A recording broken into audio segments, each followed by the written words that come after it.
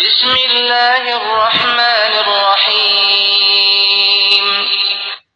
شروع اللہ کے نام سے جو بڑا مہربان نہایت رحم والا ہے۔ الہاکم التکاثر، لوگوں تم کو مال کی بہت سی طلب نے غافل کر دیا، حتی زرتم المقابر، یہاں تک کہ تم نے قبریں جا دیکھی۔ کلا سوف تعلمون، دیکھو تمہیں ان قریب معلوم ہو جائے گا۔ ثم کلا سوف تعلمون، پھر دیکھو تمہیں ان قریب معلوم ہو جائے گا۔ کلا لو تعلمون علم الیقین، دیکھو اگر تم جانتے یعنی علم الیقین رکھتے تو غفلت نہ کرتے۔ لترون الجحیم، تم ضرور دوزخ کو دیکھو گے۔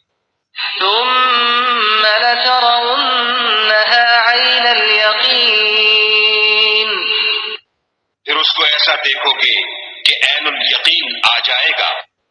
ثم لتسألن یومئذ عن النعیم، پھر اس روز تم سے شکر نعمت کے بارے میں پرسش ہوگی۔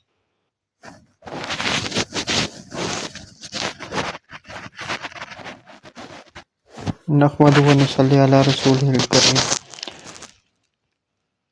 اس صورت میں ہمیں یہ بتایا گیا ہے کہ انسان موت آنے تک دنیا کے پیچھے بھاگتا رہتا ہے، گویا قبر اس کی آخری منزل نہیں بلکہ یہ ایک عارضی قیام گاہ ہے، اصل زندگی آخرت ہے۔ اللہ تعالیٰ تنبیہ فرماتے ہیں، خبردار تمہیں جلد پتہ چل جائے گا، یعنی موت کے بعد تمہیں علم ہو جائے گا کہ تم کس بڑی غلط فہمی میں تھے۔ اگر تمہیں آخرت کا یقین ہوتا تو تم دنیا کی دوڑ میں نہ لگتے بلکہ نیک اعمال میں لگتے۔ علم الیقین یعنی وہ یقین جو علم کے ذریعے حاصل ہوتا ہے۔ تم جہنم کو ضرور دیکھو گے، پہلے علم کے ذریعے، پھر عین الیقین یعنی آنکھوں سے حقیقت میں۔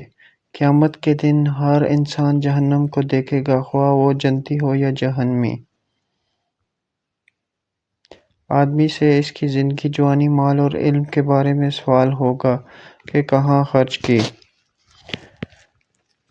اس صورت کا مرکزی پیغام یہ ہے کہ دنیا کی حرص انسان کو آخرت سے غافل کر دیتی ہے۔ موت کے بعد ہر حقیقت کھل جائے گی، قیامت کے دن ہر نعمت کا حساب ہوگا۔ اصل کامیابی آخرت کی تیاری ہے، نہ کہ دنیا کی دوڑ۔